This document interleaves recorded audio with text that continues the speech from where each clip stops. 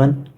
Jadi ini sekedar edukasi aja ya, tentang kenapa sih kita itu perlu wait and see di market, dan kenapa sih nggak bisa langsung kasih keputusan kayak oke, kamu harus masuk di area sini targetnya karena bakal harga ke sini. Karena seperti itu nggak bisa teman-teman. Di market kita cuma yang bisa kita lakukan sebagai retail adalah melihat strukturnya, melihat area-area yang berpeluang untuk dijadikan area trading. Jadi nggak bisa kayak nebak langsung, oh nanti peluangnya bakal ke sini, harga akan bergerak naik ke sini atau harga akan bergerak turun ke sini. Nah, kayak langsung kayak gitu kita nggak bisa ngasih ngasih prediksi atau ngasih gambaran langsung seperti itu. Kita harus melihat strukturnya. Sebagai retail kita harus melihat strukturnya. Dengan kita melihat struktur, maka kita akan tahu di mana area demand dan di mana area supply-nya, lalu forecast-nya bakal seperti apa. Nah, seperti itu. Jadi kita perlu melihat structure yang clear agar kita bisa ngasih gambaran. Itu sebabnya kita perlu yang namanya wait and see, karena harga kan nggak terus-terusan, nggak selalu ngasih structure seperti yang kita harapkan.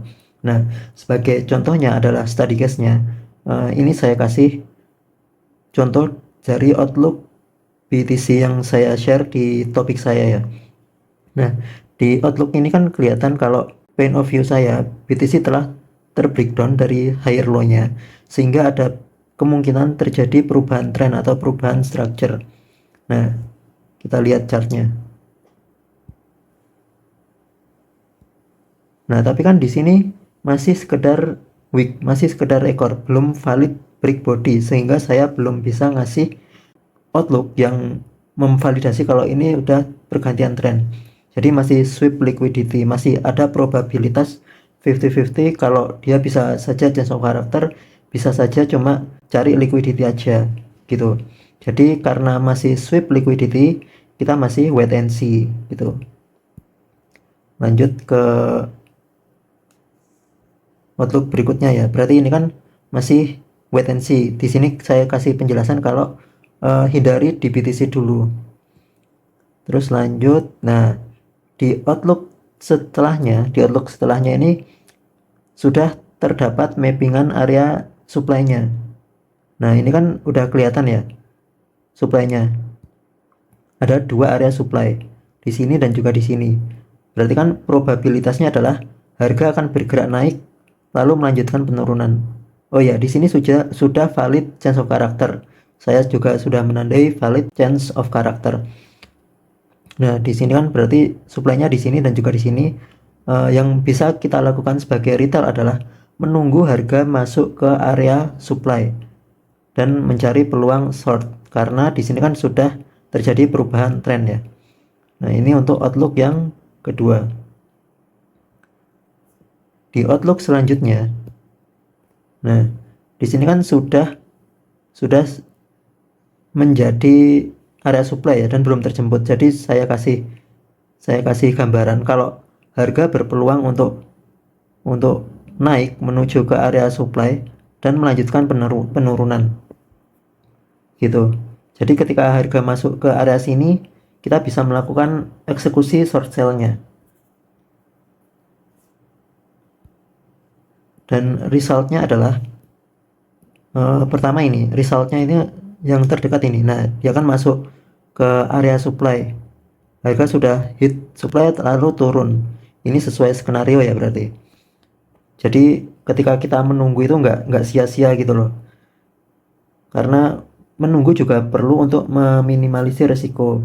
Nah, di sini kan resultnya masih running, terus di sini juga masih running, dapat 6R dan sampai di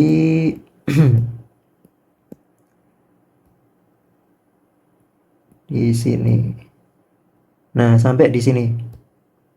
Nah, ini dapat sekitar 30-an R, 30 sampai 40-an R lah gitu.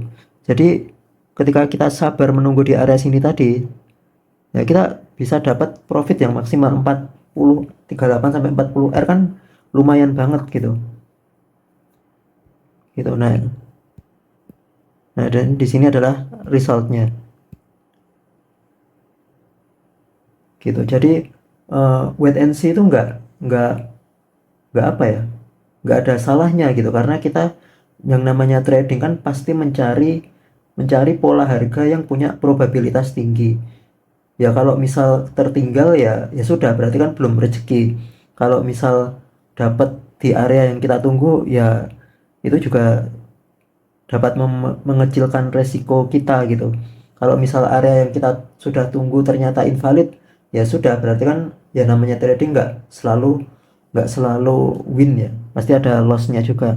Tapi kan yang terpenting resiko kita itu ditekan, dan juga misal misal rencananya berjalan sesuai rencana kita, kita dapat reward yang gede juga gitu. Jadi buat teman-teman yang merasa wait and see itu tidak menguntungkan, ya itu bebas gitu, terserah teman-teman. Tapi kalau dari sudut pandang saya, wait and see itu perlu, karena kita perlu untuk menunggu, perlu untuk mencari pola pola harga yang punya probabilitas itu baik gitu. Jadi ya seperti itulah, semoga teman-teman dapat memahami ya kenapa kita perlu wait and see. Eh, ya terima kasih.